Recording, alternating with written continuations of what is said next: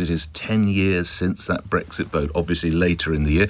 That's coming up in June. So let's go back in time and remind ourselves of one senior politician who fought long and hard to try and prevent it. Former Deputy Prime Minister, leader of the Lib Dems, Sir Nick Clegg, who joins me now. Of course, he wrote How to Stop Brexit. That was one of his great titles. And Make Britain Great Again. Yeah, Make Britain Great Again. He's also working on How to Win the Ashes and Boris Johnson's Guide to Fidelity. So Nick Clegg joins me in the studio now. Yeah.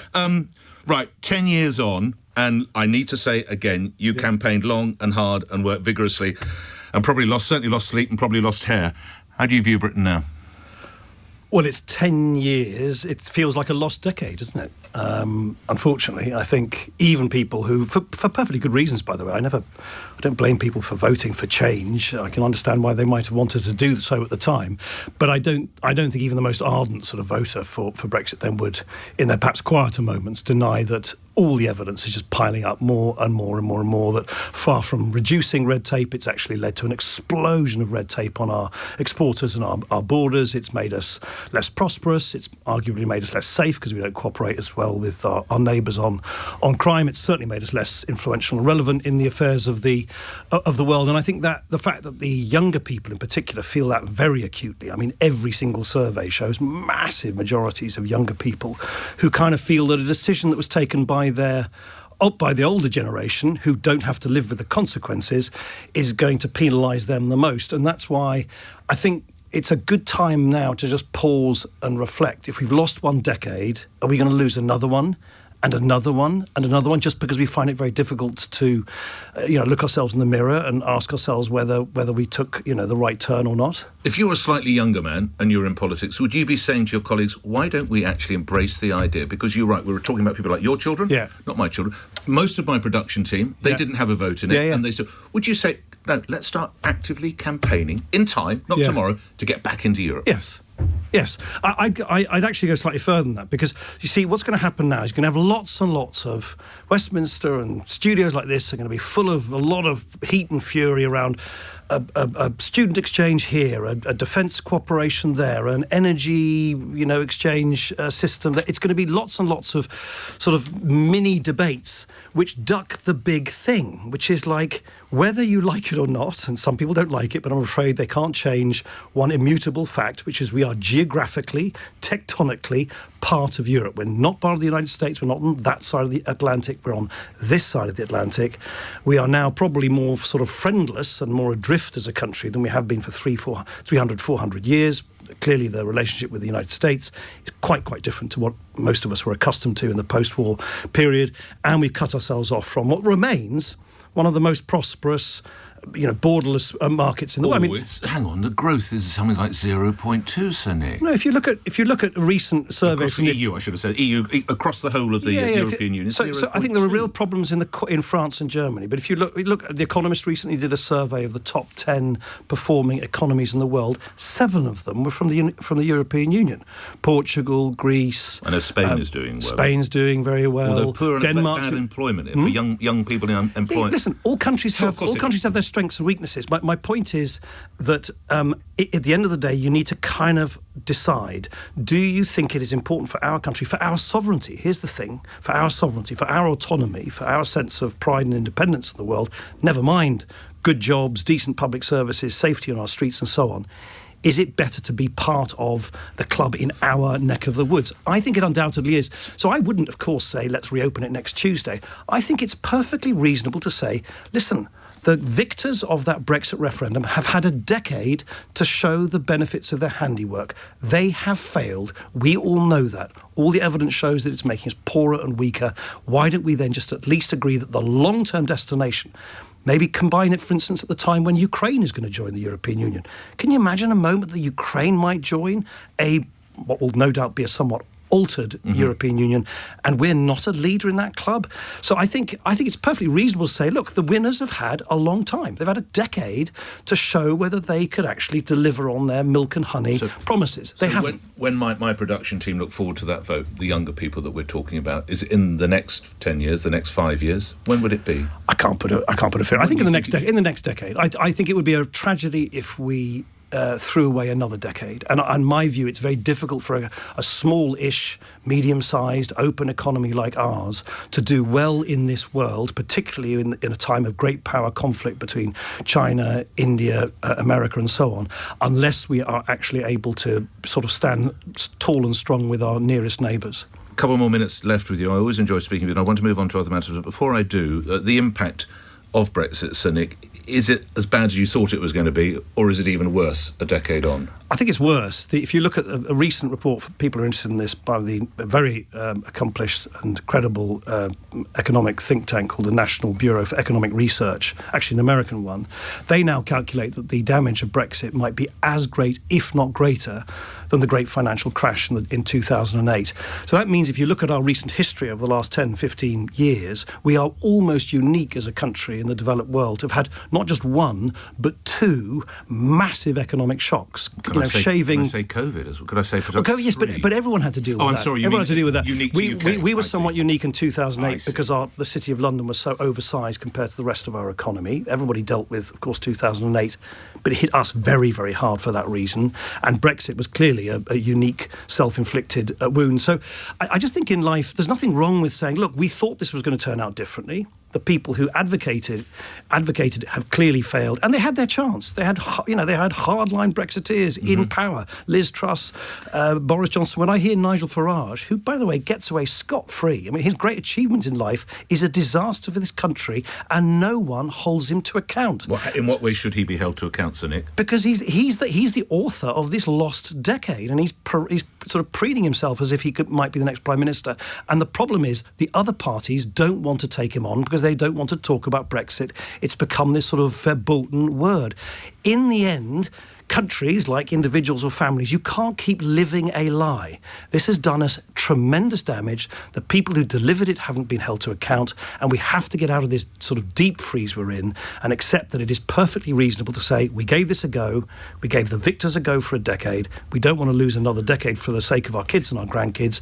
We should aim, over time, to go back in some shape or form, into this European club. You're back in the UK. Having been President Global Affairs at Meta, there's a lot of pressure on Meta and similar companies. There's the idea that there should be some social media ban. How much is social media out of control? You were a senior member. Look, I think it's totally understandable why people want to introduce regulation to protect children online. I have a lot of sympathy with that. Is what's being suggested, banning at 16 exactly the right thing to do? It may be. I think it's worth taking the time to look at the experience in Australia. How did you control your own sons as they were that age? I wouldn't control them I would just keep the conversation going. Everyone has to parent differently. I think it's very important to keep the conversation going. If you see your kids just drifting off and not speaking, I think then sometimes it's always worth just kind of asking a few questions. What I personally think is probably a more sensible approach, and I actually advocated this to both Labour and Conservative ministers, and was very frustrated when I was working at Silicon Valley. They didn't take it up. So you've now got this very messy arrangement in the UK here under this Online Harms Act, is that you have a ban which is watertight at 13. So no, kids can't use these apps from 13 and under, and you can make that watertight by having a age control at the moment that apps are downloaded through the app stores, the iOS and Android app stores. It's the only way you can technically do it, and it's the only way that parents can control it. And then you force all the tech companies to say that from 13 to 16, 13 to 17, you can choose your age. You can only provide kids of that age with much, much more age-appropriate things. So, in other words, they can't be communicated with by adults they don't know. There are much, much stricter limits on the content they receive. There are time limits on how much they use the app. Because if you have a ban, just imagine you're a 15 or a 16-year-old and you're a football-mad kid. Yeah. What does that mean? You can't look at videos of Messi scoring goals on YouTube? Really? And the danger of bans is it makes everyone feel great. We've banned something which we don't like. Of course, the effect is it will chase some youngsters into some pretty nasty recesses on the internet, which is not a great effect. So maybe look at what Australia's doing for a while and then decide. Well, how alive are they in Silicon Valley to what Australia has done? I think, listen, at the end of the... They are aware. I wouldn't worry about these companies. I mean, listen, I used to work for... I wouldn't worry about these companies. They'll just have to do what the law says. Honestly, you shouldn't worry about them. They'll just... I mean, they should just do what they're told. I'm much more concerned is what's the right thing for kids, and what does the evidence bring. There was a very interesting, study came out last week from a very authoritative study from the University of Manchester, for instance. Over many, many years, following thousands of kids using smartphones, they could find no evidence there was a link between the amount of time you're on smartphones and, well-being and mental health and so on. So the evidence from the experts is pretty mixed. So I wouldn't worry about the company. I mean, the companies just should do what they're told by parliaments and stuff. It's are you legislating in a way that actually really has the effect that you want? That's the big question. All right, if we're talking about people of that age, let's just get a little bit older and talk about university students. When we announced that you were coming in, a lot of people contacted me with various texts and messages, as it might be, of course, reminding you in your stance you took over tuition fees as when you were in government, in the coalition government with David Cameron. And some of the fees, Nick, now that people are paying, I've got a colleague, total borrowed in tuition fees £53,000, current student loan debt £72,000, repayment £1,800, interest £21,000, 1 year's tax alone £4,200. I've got another one, 80,000. These kids are drowning under debt. What's happened? Yeah, I think it's become way too complex and convoluted. It feels really, I think a lot of young people feel that they're now just running to stand still. I mean, remember... Well, they're not even standing still. They've got 8% interest in somewhere. Yeah, but remember when making money off kids. I know you're not the architect now, but this is absurd, Sir Nick. Yes, but I can't... it is a completely different system now to what we introduced in 2012. Then it was RPI plus 3%, but crucially, you only had to start paying back. We increased the point at which you had to start paying back to, I think it was 25,000 It's 28 at the now. time. Yeah, I know. It should arguably have gone up. They froze that threshold. We introduced meaningful maintenance grants, which the Conservatives got rid of the moment we were got rid of from Downing Street. It was a 30-year repayment thing. I think it's now 40 years. And crucially, of course, remember, the effect of that was firstly to exempt universities from austerity, from the difficult savings we had to make, which any government had to, in the post-2008 years. But also you had European students coming here, paying full fees, which of course have all now been, most of them now been chased back home because of Brexit. So the situation is very different. The labour market is much tougher than it's been in recent years for graduates. So I think it is definitely worth thinking of a real overhaul now. This doesn't seem to be, the governments just seem to be tinkering rather than looking in the round about how to make university finances sustainable and make it fairer for graduates. Do you know, in an ideal world, much like pensions, much like social care, much like the triple lock, in a rational world, you would do this on a cross-party basis,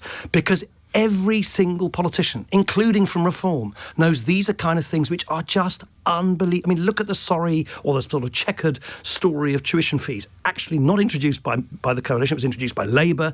Labour actually jacked up tuition fees, having said they wouldn't. Then we took on a report from Peter Mandelson that said there should be no upper limit. Then we, of course, increased them. Huge controversy and so on. Since then, governments haven't wanted to touch it because it's so controversial. It's a classic thing where all politicians know this is a very, very tricky thing to get right. The more they could do it together on social care, on pensions and on graduate repayments, I think the better for the country. We're already over time. I've got to ask you, you are now general partner at Hero Capital, if I'm saying that correctly. Briefly, your ambitions now that you're back in the UK? Look, my great sort of motivating thing is I just, having spent a lot of time in Silicon Valley and seeing the way the world is going and seeing this great... How do they view UK, Sir Nick? Well, they don't. I mean, I think they sort of they watch Downton Abbey and they like going to holiday in the Cotswolds. I mean, don't want to sound facetious, but I mean, in the 7 years I was in Silicon Valley, I was basically never asked much about the UK, except for what did I think about Harry and Meghan, which was basically not very much. And no, but this is, unfortunately, this is something which I think people forget. Right. If you're in California and you've got these huge companies which are worth trillions of dollars now, which billions of people using their apps and services, their growth market is not in the UK. It's in Asia. It's in Latin America. They've got this global view, and I personally think it's high time we just get real. We are over-reliant on Uncle Sam in too many ways. Every single aspect of our digital life is now at the behest, basically, of these big American technology companies. We've got to learn to stand on our own 2 feet. And that's what you're doing. It is. I mean, we talked about Brexit and sovereignty. I'll tell you the sovereignty I care about is I want to be able to use European and British technology, and I want my kids and my grandkids to use British and European technology, not just American and Chinese Chinese technology.